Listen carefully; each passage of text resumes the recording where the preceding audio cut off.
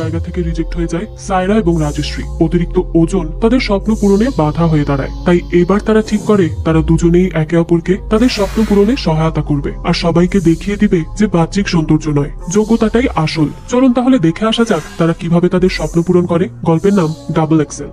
শুরুতেই দেখা যায় রাজশ্রী নামের একটা মেয়ে খুব সুন্দর একটা স্বপ্ন দেখছিল। ঠিক তখনই তাকে তার মা ঘুম থেকে তুলে দেয় আর বলতে থাকে, ওঠ, আর কত ঘুমাবি, ছেলেপক্ষ দেখতে আসবে, তাদের সামনে কে বসবে শুনি। তখনই রাজশ্রী খুবই বিরক্ত হয়ে ঘুম থেকে ওঠে আর কিছুক্ষণ পরই দেখা যায় ছেলেপক্ষ আসে। তো যে ছেলে রাজশ্রীকে দেখতে আসে তার নাম হচ্ছে রতন, কিন্তু তাকে তার মা বাবা আদর করে ডাকে টিটু। তো টিটুর নাম শুনেই তো রাজশ্রীর বাবার খুবই অদ্ভুত লাগে যে এটা আবার কেমন নাম। অন্যদিকে রাজশ্রী রতনকে বলে, আচ্ছা আপনার স্বপ্ন কি ভবিষ্যৎ নিয়ে? রতন বলে, আমার বল বিয়ারিং এর দোকান আছে, আমি চাই আরো কয়েকটা দোকান হয়ে যাক। তো তারপর রাজশ্রী জিজ্ঞেস করে, আপনি আপনার জীবনে কি চান তা আমি জানি না, তবে আমি কি চাই তা আমি বলে দিচ্ছি, আমি একজন স্পোর্টস প্রেজেন্টার হতে চাই, এটাই আমার স্বপ্ন। রতন তখন বলে, কিন্তু তারা তো ছোট ছোট কাপড় পরে। এই কথা শুনে রাজশ্রী বলতে থাকে, এটা নিয়ে তো আপনার ভাবার কথা না, এটা তাদের কাজ। তো এসব শুনে রতন বলে, আমার তো সমস্যা নেই, কারণ আপনিও মানাই করবেন বিয়ের জন্য।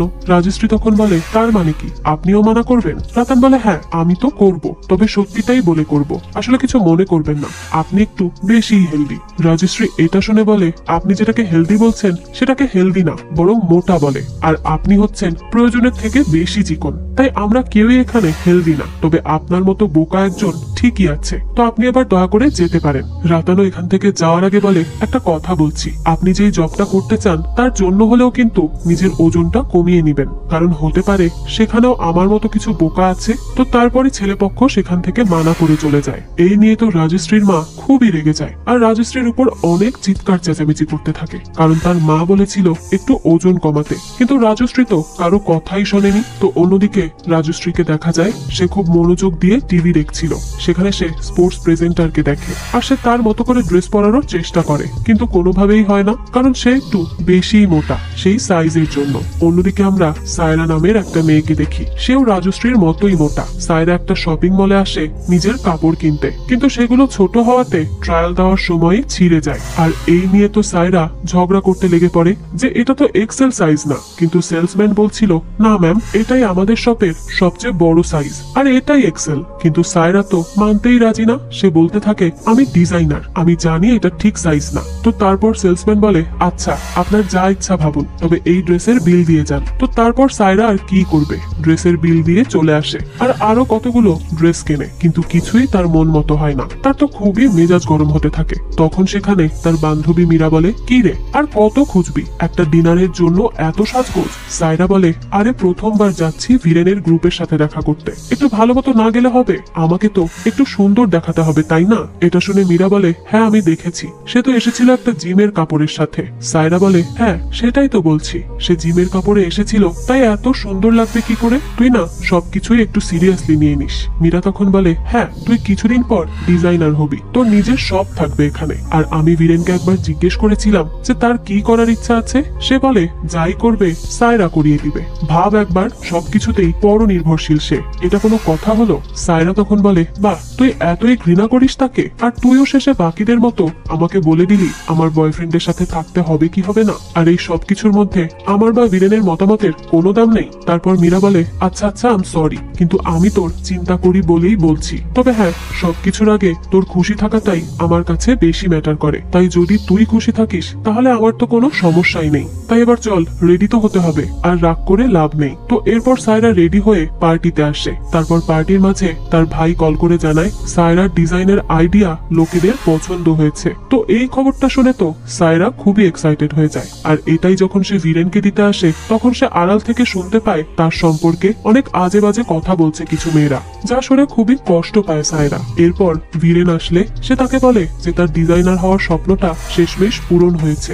বীরেনও এটা শুনে অনেক খুশি হয়। অন্যদিকে রাজশ্রীর মায়ের হাতে পড়ে রাজশ্রীর স্পোর্টস প্রেজেন্টার হওয়ার ইন্টারভিউ এর কাগজ। এটা দেখে তো সে খুব রেগে যায়, সে তো তো কোনোভাবেই রাজি না মেয়েকে দিল্লি পাঠানোর জন্য, তাও এই সব জবের জন্য। কিন্তু রাজশ্রী তার মাকে অনেক বোঝায়, তো বেশ কিছুক্ষণ বোঝানোর পর শেষমেশ তার মাকে সে রাজি করিয়েই ফেলে। তবে তার মা বলে দেয় যদি সে কাজ না পায় তাহলে তাকে বিয়ে করতে হবে, তাও তারা যার সাথে ঠিক করবে তাকেই তার বিয়ে করতে হবে। রাজশ্রীও তখন সব শর্ত মেনে চলে যায়। তবে তাকে একা থাকতেও মানা করেছে তার মা, তাই সে তার রলি মাসির বাড়িতে থাকবে। তো এরপর রাজশ্রী চলে আসে তার মাসির বাড়ি। রাজশ্রীকে রলি বাড়িতে আসতেই বলে, শোনো, যদি তুমি ইন্টারভিউতে যাও তাহলে ইন্টারভিউ আর বাড়ি পর্যন্তই তুমি আসা যাওয়া করবে, এর বাইরে অন্য কোথাও যাওয়ার কথা ভাবলে কিন্তু ভালো হবে না বলে দিচ্ছি, কারণ এখানে আমাদের একটা সম্মান আছে আর তোমার আঙ্কেলকে সবাই চেনেন। তারপর রাজশ্রী বলে, হ্যাঁ হ্যাঁ সমস্যা নেই, আমি সব বুঝতে পেরেছি, আর কোথাও যাব না, শুধু ইন্টারভিউ আর বাড়ি ছাড়া। এদিকে সায়রার বাড়িতে তার ভাই সৌরভ আসে। হঠাৎ করেই তাকে দেখে সায়রা কিছুটা এক্সাইটেড হয়ে যায়। সায়রার ভাই তার জন্য খাবার নিয়ে এসেছে, কারণ সে জানে সায়রা ঠিক মতো খাওয়া দাওয়া করে না। তো এরপর সৌরভ তাকে বলে, তুই জানিস তোর ডিজাইন আমার খুব ভালো লাগে। এটা শুনে সায়রা বলে, হ্যাঁ জানি তো, কারণ আমি তোমার বোন, সেই জন্যই। সৌরভ বলে, না না, তোর ডিজাইন ভালো লাগে কারণ তুই সত্যিই খুব ভালো ডিজাইনার, কিন্তু এখন এই যে তুই দিন রাত কাজ করে যাচ্ছিস, দেখিস আবার অসুস্থ হয়ে পড়িস না। মনে হচ্ছে তুই লন্ডন থেকে শুট করে ফেরার পরই একেবারে শান্ত হবি, তার আগে না। সায়রা তখন বলে, হ্যাঁ ভাই, এটা আমার স্বপ্ন, কি করে বলো তো এমনি এমনি শান্ত হয়ে যাই, আমাকে তো অনেক চেষ্টা করতে হবে, এখনো তো অনেক দূর যেতে হবে। তো তারপর সৌরভ বলে, আচ্ছা ঠিক আছে, শোন, তোর সব টেনশন এখনই ঠিক হয়ে যাবে, এই খাবারগুলো তুই বীরেনকে সাথে নিয়ে খেয়ে নিস। তারপরে তো সায়রা সৌরভের কথা শুনে চলে আসে বীরেনের বাসায়। তো দেখা যায় বীরেন কেন যেন সায়রাকে দেখে শকড হয়ে যায়, যেন সায়রার সাথে তার কোনো চুরি ধরা পড়ে যাবে। তো তারপর বীরেনের একটা পার্সেল আসে, যেখানে কিছু প্রাইভেট জিনিস সে অর্ডার করে, আর এগুলো দেখেই সায়রার সন্দেহ হয়। তাই সে খুঁজতে খুঁজতে বারান্দায় গিয়ে দেখে একটা মেয়ে সেখানে লুকিয়ে দাঁড়িয়ে আছে।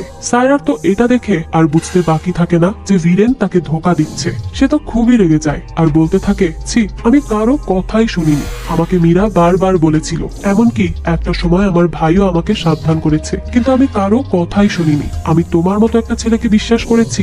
আমার তো এখন লজ্জা হচ্ছে এটা ভেবে যে তোমার সাথে আমি আমার বাকি জীবনটা কাটানোর কথা ভেবেছিলাম, আর এসব নিয়ে আমি আমার বেস্ট ফ্রেন্ডের সাথে ঝগড়া পর্যন্ত করেছিলাম। তো এরকম অনেক কথা শুনিয়ে সায়রা সেখান থেকে চলে যায়। বীরেনকেও সে কিছু বলার সুযোগই দেয় না, সে এতটাই রেগেছিল। তো বাড়ি এসে সায়রা একাই সব খাবার খায় আর অনেক বেশি কান্নাকাটি করতে থাকে। তার তো খুবই কষ্ট হচ্ছিল। অন্যদিকে আমরা রাজশ্রীকে দেখি, সে তার ইন্টারভিউ এর জন্য এসেছে, কিন্তু অনেকটা সময় পেরিয়ে গেলেও তাকে ডাকাই হয় না। অন্যদিকে সায়রা লন্ডনে চলে যায়, আর সেখানে তার ডিজাইনগুলোর শুট করার কথা ছিল, কিন্তু যেহেতু সে সম্পর্ক ভেঙেছে বীরেনের সাথে, তাই সে আর তাকে সেই সুযোগ দিবে না, কারণ সায়রার এই শুটের ডিরেক্টর ছিল বীরেনের বন্ধু। এখন সায়রার স্বপ্নটাও আর পূরণ হবে কিনা তারা সেটা নিয়েই ভাবছিল সৌরভের অফিসে। অন্যদিকে রাজশ্রীকে কিছুক্ষণ পর একজন ম্যানেজার বলে, আপনি রাজশ্রী তাই না? রাজশ্রী বলে, হ্যাঁ। তখন ম্যানেজার তাকে জানায়, আসলে আমাদের এই জবে যতজন মেয়ে দরকার ছিল তাদের নেওয়া শেষ, আপনি এখন যেতে পারেন। এই কথা শুনে রাজশ্রী তো খুবই অদ্ভুত লাগে। সে বলতে থাকে, মানেটা কি? আমি কত দূর থেকে এখানে এসেছি, ছোট থেকে আমার স্বপ্ন এটা, প্লিজ আমাকে একটা সুযোগ দিন। বেচারির খুবই কষ্ট হতে থাকে, কিন্তু ম্যানেজার বলে, আসলে আপনার ছবি দেখে আমাদের বস মানা করে দিয়েছেন। এটা শুনে রাজশ্রী বলে, হ্যাঁ আমি জানি, তিনি আমাকে মোটা বলেছেন তাই তো, কিন্তু কারো মোটা হওয়ার জন্য তার ট্যালেন্ট তো কমতে পারে না, তাই প্লিজ আমাকে একটু যেতে দিন, আর না হলে আপনার বসকে ডাকুন, আমি তার সাথে কথা বলেই যাব। ম্যানেজার তখন বলে, উনি তো দেশের বাইরে আছেন।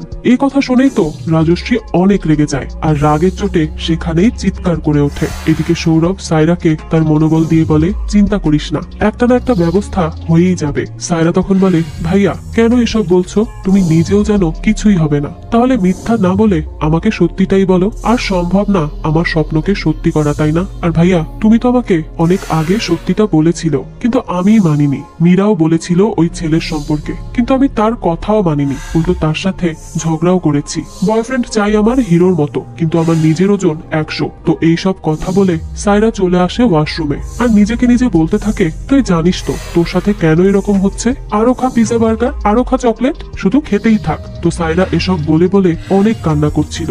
তখন সে দেখে সেখানে টিস্যু নেই, তাই সে আরো বেশি রেগে যায়। তবে তখনই সেখানে এক বক্স টিস্যু ছুড়ে দেয় বাথরুম থেকে একজন, আর দেখা যায় সেখান থেকে বেরিয়ে আসছে রাজশ্রী। তো রাজশ্রীও কান্না করতে করতে তার কাছে আসে আর বলতে থাকে, সরি, তুমি আসার আগে আমি এখানে একা একা কান্না করছিলাম।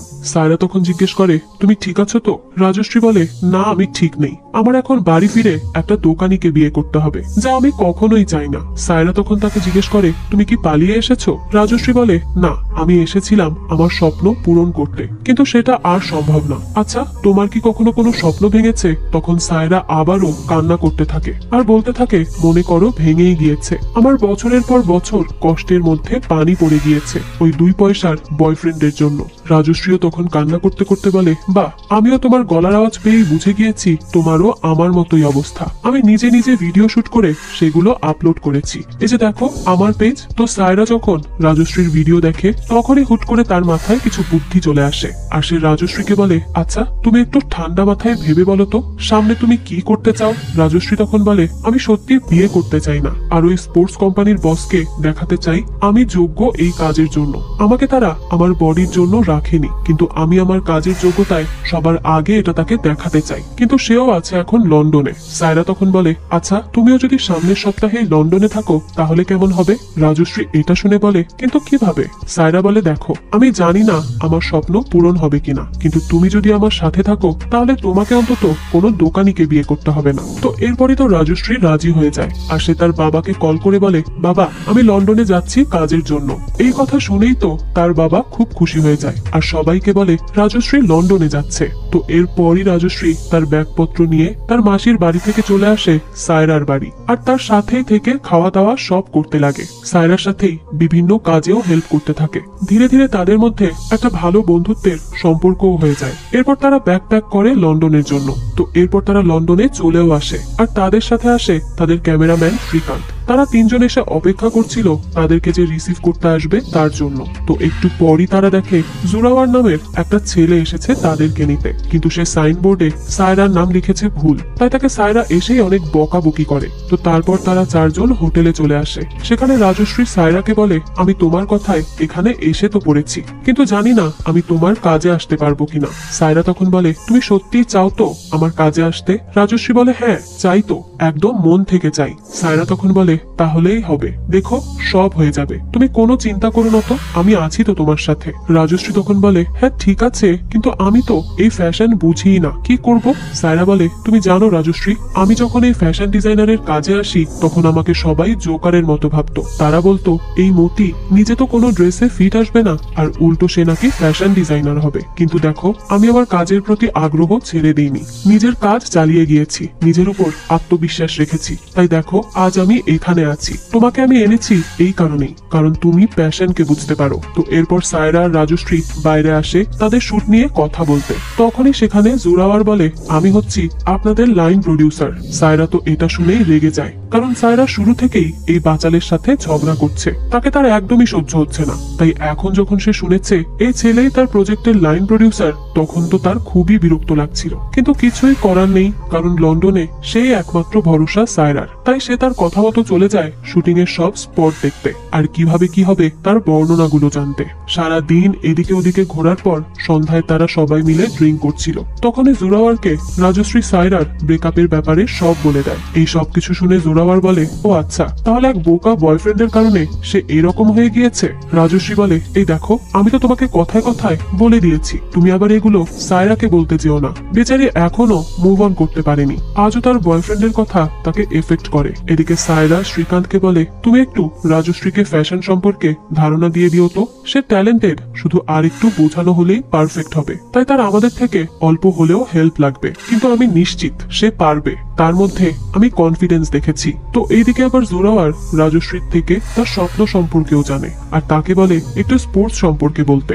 রাজশ্রীও তখন তাকে তার ট্যালেন্ট দেখায়। জোরাওয়ার তখন রাজশ্রীর স্পোর্টস সম্পর্কে এত ট্যালেন্ট দেখে বলে, আরে তুমি তো অনেক কিছুই জানো, আমি তোমার এই স্বপ্ন পূরণ করার দায়িত্ব নিলাম, দেখে নিও তোমরা দুজন তো এখানে এসেছো স্বপ্ন নিয়ে আর ফিরবে স্বপ্ন পূরণ করে। এই কথা শুনে রাজশ্রীও খুশি হয়ে যায়। তো তারপর পরের দিন শুরু হয় সায়রার শুট। যেহেতু সায়রার বাজেট কম, তাই কোনো আলাদা করে মডেল হায়ার করা সম্ভব না। এ কারণে জোরাওয়ার তার বুদ্ধি দিয়ে সেখানের বিভিন্ন জায়গার বিভিন্ন মেয়েদেরকে বলে বলে সায়রার ড্রেস দিয়ে শুট করিয়ে নেয়। এরপর তারা একসাথে বসে দেখে শুট কেমন হয়েছে। পরে এইসব দেখে তো সবাই রাজশ্রীর অনেক প্রশংসা করে, কারণ সে শুরুতেই এত ভালো একটা কাজ করেছে। তো একটু পরই সেখানে জোরাওয়ার আসে রাজশ্রীর এই ট্যালেন্টকে সেলিব্রেট করতে, আর তার জন্য একটা গুড নিউজ নিয়ে আসে।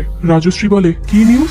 জোরাওয়ার বলতে থাকে, আমি তোমার জন্য একটা সুযোগ নিয়ে এসেছি। কপিল দেব রাজি হয়েছেন তোমার সাথে একটা ইন্টারভিউ করতে, আর যদি তুমি তার সাথে ইন্টারভিউটা সুন্দর করে করতে পারো তাহলে মনে করো তোমার স্বপ্ন পূরণে আর কোনো বাধাই থাকবে না। রাজশ্রী তখন ভাবে হয়তো সে মজা করছে, কারণ এই জোরাওয়ার সবসময় মজা করে। তাই সে বলে, দেখো ভাই, তুমি যদি মজা করে থাকো তাহলে এখানেই থেমে যাও, আমি কিচ্ছু বলবো না। জোরাওয়ার তখন বলে, আর যদি সত্যি বলে থাকি তখন? এটা শুনে রাজশ্রী তো অনেক বেশি ইমোশনাল হয়ে যায়, আর সাথে সাথেই তাকে জড়িয়ে ধরে বসে। আর জোরাওয়ারের উপর সায়রার যে বিরক্তি ছিল সেটাও চলে যায়, কারণ সেও বুঝতে পারে আর যাই হোক জোরাওয়ার মনের দিক থেকে 100% ভালো একজন মানুষ। তাই তারা চারজনই এক হয়ে যায় কালকের ইন্টারভিউটা সাকসেসফুল করার জন্য। তো পরের দিন দেখা যায় কপিল দেব আসে, তবে জোরাওয়ার তাকে রাজি করিয়েছে একটা ছোট্ট মিথ্যা বলে। তবে যাই বলুক, সে এসেছে তো, আর রাজশ্রীও সুযোগ পেয়েছে, এটাই সবার কাছে অনেক বড় ব্যাপার ছিল। তারা সবাই এতে খুশি ছিল। যাই হোক, এরপর রাজশ্রী তার ইন্টারভিউ নেওয়া শুরু করে, আর আজ রাজশ্রী একটা অসম্ভব ভালো পারফরমেন্স করে। তার পারফরমেন্স দেখে বাকি তিনজন তো অবাক হয়ে যায়, আর তারা শুধু হা করে তাকিয়েই দেখছিল। তো এরপর তারা চারজন মিলে একটা ক্লাবে আসে, অনেক ড্রিঙ্ক করে আর এনজয় করে, কারণ তারা আজকে সবাই খুব খুশি ছিল। এরপর দেখা যায় প্রত্যেকে মাতাল হয়ে রাস্তা দিয়ে যাচ্ছিল, তখনই তারা দেখে সেখানে দাঁড়িয়ে আছে আতুল, যাকে রাজশ্রী খুঁজছে, অর্থাৎ সেই কোম্পানির বস যেখানে রাজশ্রীর ইন্টারভিউ পর্যন্ত নেওয়া হয়নি, শুধুমাত্র তার লুকসের জন্য। তো তারপর তারা রাজশ্রী আর কপিলের করা ইন্টারভিউ এর একটা ফাইল কপি করে, আর সেটা পেন ড্রাইভে করে আতুলকে দেয় রাজশ্রী এবং জোরাওয়ার। আতুল তো এটা নিচ্ছিলই না, কিন্তু জোরাওয়ারের কথার চাপার সামনে কেউই মানা করতে পারে না, তাই আতুলও ওই পেন ড্রাইভটা নিয়ে চলে যায়। এরপর তারা যখন খুব খুশি হয়ে যায় যে এবার তো বসও জানতে পারবে রাজশ্রীর ট্যালেন্ট সম্পর্কে, তখনই শ্রীকান্ত জোরাওয়ারকে বলে, ভাই তুমি কি এই ফাইল কপি করেছো? জোরাওয়ার বলে, হ্যাঁ, কিন্তু কি হয়েছে? তো তারপর দেখা যায় যে কপি দেওয়া হয়েছে সেটা ছিল তাদের ক্লাবের নাচানাচির ফাইল। তো এত এত এক্সাইটমেন্ট 1 মিনিটেই কান্নায় বদলে যায় রাজশ্রীর। বেচারি অনেক বেশি ভেঙে পড়ে। তো পরের দিন সকালে সায়রা শ্রীকান্তকে বলে, রাজশ্রী কি করছে, খেয়েছে কিছু?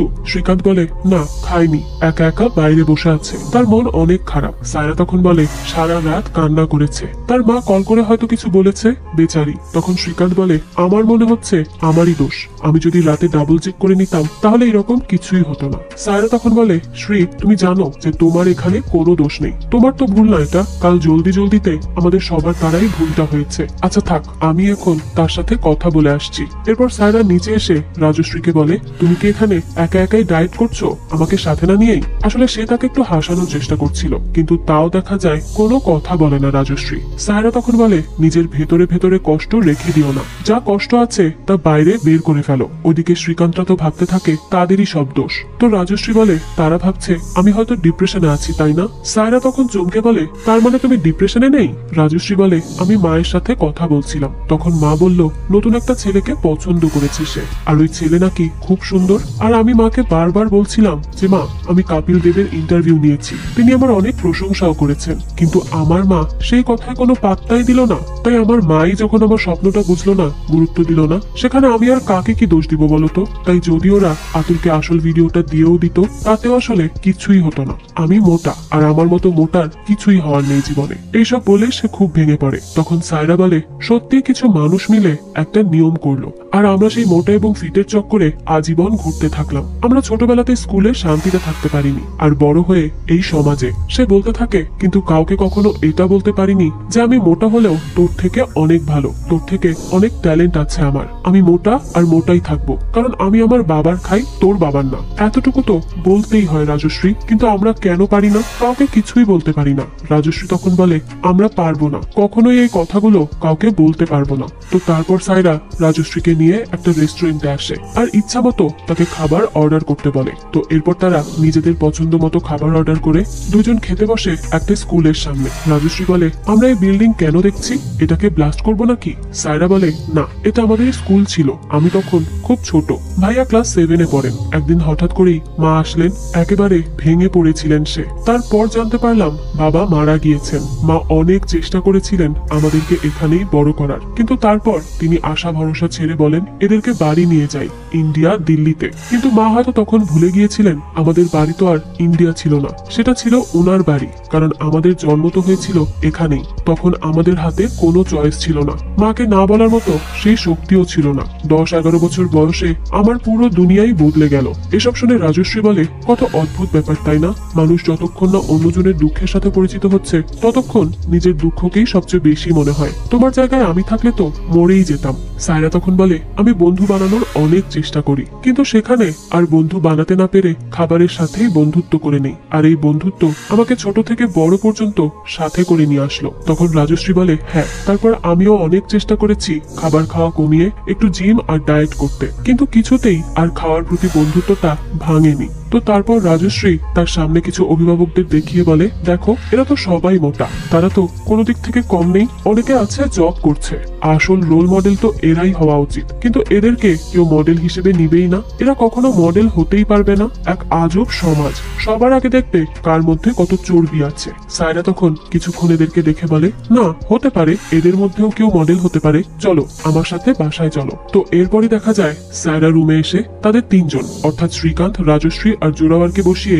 নিজে কিছু একটা বোর্ডে লিখতে শুরু করে। তারা তিনজনই খুব উৎসুক হয়ে আছে কি করবে সায়রা তা দেখার জন্য। তারপর সায়রা বলে, আমরা একটা অনেক বড় পয়েন্ট এতদিন মিস করে গিয়েছিলাম, আমাদের উচিত সব বডি সাইজেরই কাপড় রাখা, যেমন মোটা থেকে চিকন, যার বডিতে যেই কাপড় লাগবে সে যেন সেই কাপড়টাই এখানে পায়। আর আমাদের ডিজাইনের ড্রেস পরতে তোমাকে সেই ড্রেসে ফিট হতে হবে না, বরং ড্রেসই তোমার মধ্যে কিভাবে ফিট হবে সেই দিকে খেয়াল রাখবো আমরা। তো এইসবই সে বলছিল। এরপর সে আরো বলে, আমি চাই আমাদের ড্রেস স্কুল মম থেকে শুরু করে ইয়াং গার্লসদের মধ্যে ছড়িয়ে থাকুক। এসব শুনে জোরাওয়ার বলে, আরে কি আইডিয়া, এসব কোথা থেকে পাও?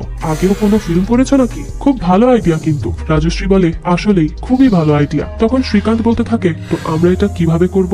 সায়রা বলে, সেটা তোমরা আমার উপর ছেড়ে দাও। তো এরপর তারা শুট করতে চলে আসে কিছু বয়সে বড় মোটা মহিলাকে নিয়ে। শুট করার আগে রাজশ্রী বলে, তুমি নিশ্চিত? ভালো করে ভেবে দেখেছো? সায়রা বলে, হ্যাঁ আমি নিশ্চিত, আর এখন আমি এটাই করতে চাই। বেশি হলে কি হবে, ভাইয়া রেগে যাবে আর ইনভেস্টর্স ফান্ড দিবে না, কিন্তু তাও এখন এটাই করতে চাই, তাই এটাই করব আমি, শুরু করে দাও কাজ। তো তারপরে তাদের শুট শুরু হয়। তবে শুটের মাঝে সায়রা পড়ে গিয়ে পায়ে ব্যথা পায়, তাই সায়রাকে হসপিটালে নিয়ে আসে তারা তিনজন মিলে। পরে দেখা যায় সায়রার সাথে আবার জোরাওয়ার ফ্লার্ট করছিল। সায়রাও তো এতে আরো বেশি বিরক্ত হয়ে যায়। তখনই কল আসে ভিরেনের। সায়রা তখন পায়ে ব্যথা থাকায় উঠে মোবাইলটা আনতে পারছিল না, তাই জোরাওয়ারই মোবাইল চেক করে আর দেখে ভিরেন কল করেছে, তাই সে এক প্রকার জোর করেই কল রিসিভ করে আর বলে, হেই হ্যালো, আমি জোরাওয়ার। ভিরেন বলে, কোথা থেকে বলছো?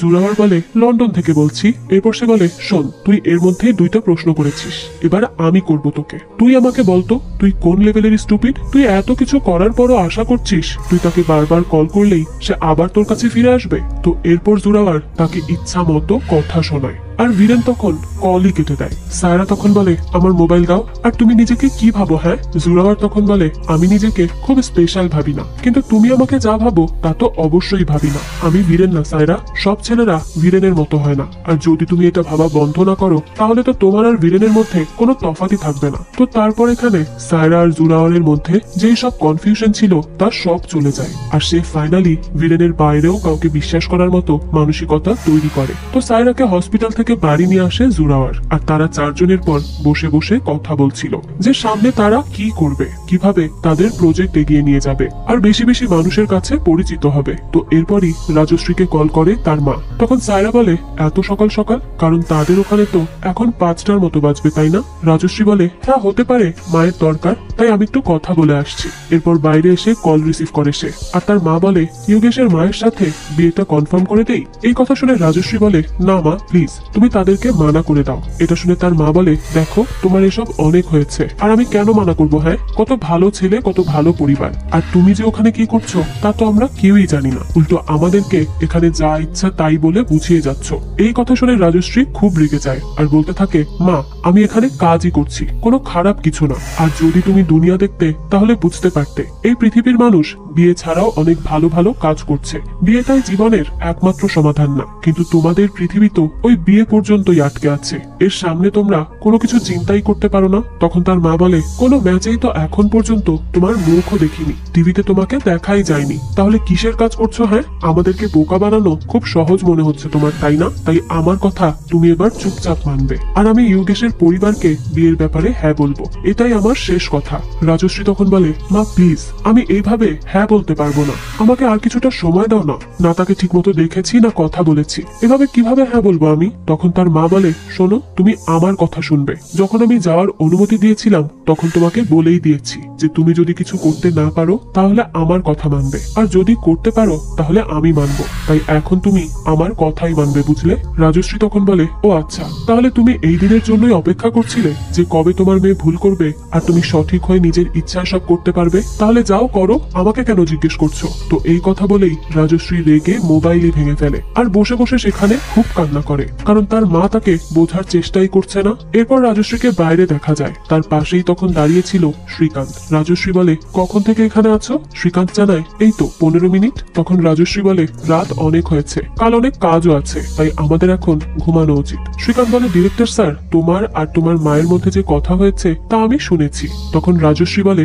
যে যা জীবন পায় শ্রীকান্ত, তাকে সেই জীবনেই বাঁচতে হয়। আমার কপালে এই জীবনই ছিল, তাই আমি এই জীবন নিয়েই বেঁচে আছি। শ্রীকান্ত বলে, এনিমেলও তো জীবন পায় ডিরেক্টর স্যার, আর মানুষ তার নিজের জীবন তৈরি করে। রাজশ্রী তখন বলে, কিন্তু এটা কোথায় লেখা আছে যে সব স্বপ্নই পূরণ হবে? শ্রীকান্ত বলে, আচ্ছা, ওই যে কপিল স্যারের সাথে ইন্টারভিউটা ছিল সেটা কি ইন্টারনেটে আপলোড করেছো? রাজশ্রী বলে, না, করিনি, কারণ আমি আবারও একটা আশা নিয়ে বসতেই চাইছি না, কারণ আবারও আমার মনকে আমি ভেঙে দিতে পারবো না, সেই শক্তিটা নেই আমার। আমি খুব ক্লান্ত শ্রীকান্ত, আমার বিয়ে ঠিক হয়েছে, এখন বিয়েটাই করবো ফিরে গিয়ে। তখন শ্রীকান্ত রাজশ্রীকে হাত ধরে আটকায় আর বলে, আমার কিছু শেয়ার করার ছিল তোমার সাথে। আসলে আমার বাবা খুব ফিল্মের প্রতি পাগল ছিলেন। যখন তিনি জানতে পারলেন আমি ক্যামেরা ওয়ার্ক শিখবো তখন সে খুব খুশি হয়ে গিয়েছিল। সারা পাড়ায় সে বলে বেরিয়েছিল আমি একদিন অনেক বড় বড় কাজ করব। আমি 3 মাস প্রচুর কাজ করি আর ভালো করে শুটও করি। যখন আমি ফিরে বাবাকে দেখাতে চাই তখন কল আসে যে বাবা আর নেই, আমাদের সবাইকে ছেড়ে চলে গেছেন। বাবার মৃত্যুটা তখন আমার কাছে একটা বড় ধাক্কা ছিল। আমার বাবা তার পুরো জীবন আমার শুট দেখার জন্য অপেক্ষা করেছিল, আর যখন শুট হলো তখন সে দেখার আগেই চলে গেল। আমি তো আজও বড় কিছু হয়ে যায়নি, কিন্তু আমি হাল ছেড়ে দেইনি, আমি ক্লান্ত হয়ে যাইনি। তাহলে তুমি কেন ক্লান্ত হবে ডিরেক্টর স্যার? রাজশ্রী বলে, সবাই তো আর শ্রীকান্ত হতে পারে না, তবে আমি আশা করছি তুমি একদিন তোমার বাবার স্বপ্নের সমান হবে আর আমরা তোমার ফিল্ম দেখবো। তো পরের দিন তারা তাদের ফাইনাল ফিল্মটা শুট করে, আর শুট করার পরই তারা সেটা 4 জন মিলে বসে দেখতে থাকে। তো সেই শুট দেখার পর তারাই তাদের কাজ দেখে অনেক বেশি খুশি হয় আর একে অপরকে জড়িয়ে ধরে। সায়রা তখন বলে, আমি জানি না এই ফিল্ম দেখে কার কি রিয়াকশন আসবে, কিন্তু এতদিনে আমি সেটা করেছি যা আমি করতে চাই। তখন জোরাওয়ার বলে, যাই হোক, তোমরা তো ইন্ডিয়াতে ফিরে যাবে, তাই আমি চাই রাতে তোমরা আমার মায়ের হাতে নেহারি খেয়ে যাও, সবার খুব পছন্দ হবে। সায়রা তখন বলে, কি বলছো, তোমার মা এখানে আছেন বলনি তো আগে? জোরাওয়ার বলে, আসলে আমি আমার সব ক্লায়েন্টকে নিজের ভাবি না আর বাড়ি পর্যন্ত নেই না, তবে তোমাদের সাথে কাজ করে কাজকে কাজ মনে হয়নি, তোমাদের খুব নিজের মনে হয়েছে, তাই তো শুধুমাত্র তোমাদের জন্যই আমার বাড়ির দরজা আর আমার মনের দরজা দুটোই খোলা থাকলো। আর হ্যাঁ, একটা কথা, রাতে আমার বাড়ি আসলে কিছু ট্রেডিশনাল ড্রেস পরে আসবে, বুঝলে? তো তারপর রাতে তারা সবাই সুন্দর করে ড্রেস পরে সেজেগুজে চলে আসে জোরাওয়ারের বাড়ি, কিন্তু এসে দেখে তার মাই তো স্টাইল করে টপ প্যান্ট পরে আছে। জোরাওয়ারের মা তখন তাদেরকে এই ড্রেসে দেখে বলে, আচ্ছা, তাহলে এই সব পরে আসতে জোরাওয়ারই বলেছে, তাই না? সত্যি ও আর ভালো হবে না, শুধু শুধুই বিরক্ত করে বেড়ায় মানুষকে। যাই হোক, তোমরা এসো, বসো। তো তারপর জোরাওয়ারের মা রাজশ্রী আর শ্রীকান্তকে দেখে বলে, আচ্ছা, তাহলে জোরাওয়ার ঠিকই বলেছে, তোমাদের দুজনকে একসাথে খুব সুন্দর মানিয়েছে। এটা তারাও একটু লজ্জা পেয়ে যায়। যাই হোক, এরপর এখানে একটা সুন্দর গান গায় জোরাওয়ার আর শ্রীকান্ত, আর এই গানের মাধ্যমেই জোরাওয়ার এবং শ্রীকান্ত বুঝিয়ে দেয় যে তারা দুইজন রাজশ্রী এবং সায়রাকে ভালোবাসে। সায়রা আর রাজশ্রীও এই বিষয়টা এইবার খেয়াল করে আর খুব ভালো করে বুঝতেও পারে। তো একটু পরই রাজশ্রীকে কল করে আতুল আর বলে, আমি আপনার ভিডিও দেখে বুঝতে পারছি না আপনাকে স্পোর্টস প্রেজেন্টারের জন্য অফার করব নাকি ডান্সের জন্য। রাজশ্রী তো তখন একেবারেই শকড হয়ে যায় যে আতুল তাকে নিজে কল করেছে। রাজশ্রী তখন বলে, স্যার, আপনি আমাকে কল করেছেন, কিন্তু কেন? আতুল তখন বলে, আমাদের এই কোম্পানি অনেক সময় ধরে নিউজ করছে, কিন্তু আমার মনে হচ্ছে এবার নতুন কিছু আসা উচিত, তাই আমি যখন আপনার কপিল দেবের সাথে ইন্টারভিউটা দেখি আমি তখনই সিদ্ধান্ত নেই আপনাকে আমি আমার পরবর্তী ম্যাচটা কভার করতে দিব। রাজশ্রী তো এই কথা শুনে নিজেই নিজেকে বিশ্বাস করতে পারছিল না। সে তো আনন্দে আত্মহারা হয়েছিল, কিন্তু তাও নিজেকে সামলে নিয়ে এসে জিজ্ঞেস করে, স্যার, আপনি সেই ভিডিও কোথায় পেলেন? তখন আতুল বলে, এই ভিডিও সে অনলাইনে দেখেছে। তো এরপরই রাজশ্রী সবাইকে বলে তাকে জব অফার করেছে আতুল তার ইন্টারভিউ দেখে, কিন্তু কে সেটা আপলোড করলো? রাজশ্রী নিজে তো করেনি। জোরাওয়ার তখন মোবাইল অন করে দেখে এই ভিডিও তো অনলাইনে এখন ট্রেন্ডিং এ আছে, যা আপলোড হয়েছে শ্রীলেখা ফেক নামের আইডি থেকে। তো তখনই শ্রীকান্ত বলে যখন কেউ খুব ক্লান্ত হয়ে যায় তখন তাকে এইভাবে একটু ধাক্কা তো দিতেই হয়, ছোট্ট চেষ্টা। সবাই তখন বুঝতে পারে এই কাজ শ্রীকান্তেরই। তাই রাজশ্রীর আরো ভালো লাগে শ্রীকান্তকে, যে সে তার এত কেয়ার করে। যাই হোক, এরপর তারা চলে আসে ইন্ডিয়া। আর এখানে এসেই প্রথমে রাজশ্রী তার মায়ের সাথে কথা বলে। সে বলে, মা, তোমার এতদিন যে ভয় ছিল আমাকে নিয়ে কারণ আমি মোটা, সেই ভয়কে এবার জয় করার সময় এসেছে। এবার আর কিছু লুকিয়ে রাখার নেই, বরং সবাইকে দেখিয়ে দেওয়ার সময় এটা। এসব শুনে তার মা বলে, মানে? রাজশ্রী বলতে থাকে, মা, আমি ইন্ডিয়ার সবচেয়ে বড় ক্রিকেট ম্যাচ হোস্ট করতে যাচ্ছি, 25 লাখ টাকার একটা প্রথম কন্ট্রাক্ট সাইন করতে যাচ্ছি। আর জানো এই সব কার জন্য সম্ভব হয়েছে? একমাত্র তোমার জন্য। তো তারপর এখানে তার মাও খুব ইমোশনাল হয়ে যায় আর তাকে জড়িয়ে ধরে কান্না করতে থাকে। অন্যদিকে সৌরভ সায়রাকে বলে, সায়রা, এই আইডিয়া কাজ করবে কিনা জানি না, কিন্তু যদি করে যায় তাহলে তো আগুন লাগিয়ে দিবি তুই। সায়রা তখন বলে, কাজ করুক আর না করুক, আজ করুক বা কাল করুক, তবে সায়রা খান্নার ডিজাইনের এটাই হবে একমাত্র লক্ষ্য আর একমাত্র কাজ। এখানে সব সাইজের সব কাপড় থাকবে আর এই ভিডিওর বাইরে যাবই না। সৌরভ তখন বলে, কি রে, তোর এত কনফিডেন্স কি করে আসলো? সায়রা বলে, আগে থেকেই ছিল, শুধু আমি ধরতে পারিনি। তবে এইবার আসল কনফিডেন্স তো দেখাবো 15 দিন পর ফান্ডাসদের ফ্যাশন শো হবে সেখানে। এরপর 15 দিন পর দেখা যায় সায়রার মডেলরা র্যাম্পে পারফরমেন্স করতে আসে আর সেখানে শো টপার হচ্ছে রাজশ্রী। একে একে সব সাইজের ড্রেস শো করা হয় আর সবাই তো এসব অবাক হয়ে তাকিয়ে দেখেই যায়। একটু পর রাজশ্রী আসে খুব কনফিডেন্সের সাথে, তার মা বাবারা তো থ মেরে দেখতে থাকে। এরপর সায়রা নিজের স্পিচ দিতে আসে আর বলে, আমি ছোট থেকেই ফ্যাশন ডিজাইনার হওয়ার স্বপ্ন দেখেছি, কিন্তু সবাই বলতো এটা হতে গেলে আগে নিজেকে বদলাতে হবে। তবে আমি সবসময় চেষ্টা করেছি, অনেকবার ভেঙেছি, তবে আবারও নিজেকে সামলে নিয়েছি। মোটা হওয়াতে কত রকম কত কথাই না শুনেছি। আমার ফ্রেন্ড রাজশ্রীও হয়তো এই সবই শুনেছে। তবে আজ সে ইন্ডিয়ার সবচেয়ে বড় ক্রিকেট স্পোর্টস কভার করবে। আর আজ আমি জানি না আপনাদের কেমন কি লাগলো। আমার ডিজাইন, আমার আইডিয়া যদি আপনারা চান তবেই আমার এই কোম্পানি লঞ্চ হবে। তবে আমি একটাই কথা বলতে চাই, আমি সব মহিলা আর মেয়েদের জন্য আমার স্টোরকে কমফোর্টেবল করব, যাতে করে সে আসার আগে না ভাবে তার সাইজের ড্রেস হবে না, তাকে লজ্জা পেতে হবে, কাউকে আর লজ্জা পেতে হবে না। তো এই স্পিচের পর সবাই তো খুব ইমপ্রেস হয় আর হাততালিতে ভরে ওঠে চারিদিক। তো সেখানে উপস্থিত শ্রীকান্ত আর জুরাওয়ার এরাও অনেক খুশি হয়। তারা এবার প্রায় ধরতে গেলে রিলেশনশিপেই আছে রাজশ্রী আর সায়রার সাথে। শেষ পর্যন্ত তারা দুইজনই তাদের স্বপ্ন পূরণ করতে পেরেছে। আর এরই সাথে এই গল্পটিরও এখানেই হ্যাপি এন্ডিং হয়। মানুষের লুকস আসলে ম্যাটারই করে না, যদি না তার মধ্যে থাকে কনফিডেন্স এবং কোনো কিছু করে দেখানোর প্রবল চেষ্টা। একদিন না একদিন সব বাধা পেরিয়ে সে ঠিকই সফলতার দ্বার প্রান্তে এসে পৌঁছায়। যাই হোক, তো এই তো ছিল আজকের গল্প। এই গল্পটা আপনাদের কাছে কেমন লেগেছে সেটা অবশ্যই আমাদেরকে কমেন্ট করে জানাবেন। যদি এতটুকুও ভালো লেগে থাকে তাহলে একটি লাইক দিয়ে যাবেন। আর হ্যাঁ, আমাদের এই চ্যানেলে কিন্তু প্রতিনিয়ত নতুন নতুন ভিডিও আপলোড করা হয়। সেই সব ভিডিওর আপডেট পেতে আমাদের চ্যানেলটিকে সাবস্ক্রাইব করে বেল আইকনে অল দিয়ে রাখতে কিন্তু ভুলবেন না। আর এই সম্পূর্ণ মুভিটি আমাদের টেলিগ্রাম চ্যানেলে আপলোড দেওয়া আছে। মুভিটি দেখতে চাইলে কমেন্ট বক্সে থাকা লিংক থেকে জয়েন করে নিন আমাদের টেলিগ্রাম চ্যানেলে। আজকে তাহলে এই পর্যন্তই, আবারও হাজির হব নতুন কোনো ভিডিও নিয়ে। সেই পর্যন্ত সবাই ভালো থাকবেন আর আমাদের চ্যানেলের সাথেই থাকবেন। ধন্যবাদ।